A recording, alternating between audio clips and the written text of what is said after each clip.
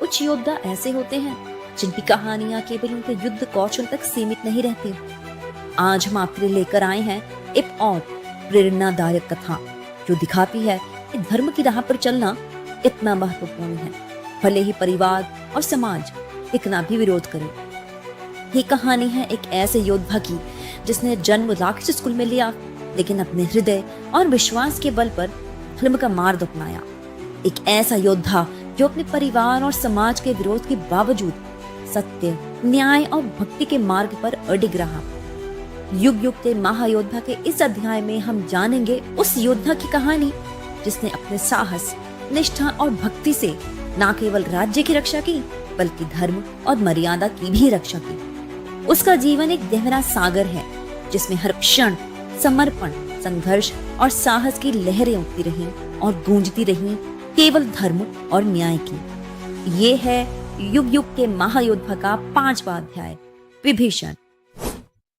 विभीषण का जन्म महान ज्ञानी ऋषि विश्रवा और उनकी पत्नी केकसी से हुआ था।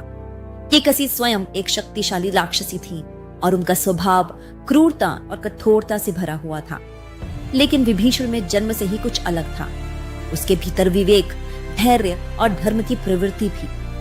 विश्रवा की शिक्षा और केकसी की राक्षसी परवरिश ने मिलकर उसे ऐसा बालक बनाया जो शक्ति और संयम दोनों में संतुलित था।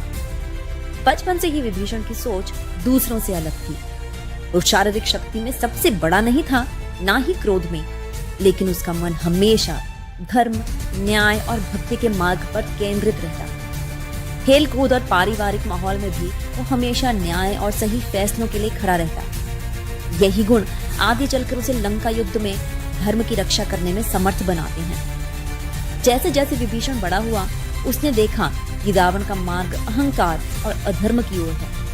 उसके हृदय में हमेशा यही सवाल उठता रहा कि धर्म के लिए क्या सही निर्णय होगा। विभीषण राक्षस कुल में जन्म लेने वाला वो वीर युद्ध भूमि पर अपने भाइयों की तरह सक्रिय नहीं था। उसकी महानता केवल तलवार या गदा में नहीं, बल्कि उसकी विवेकशीलता,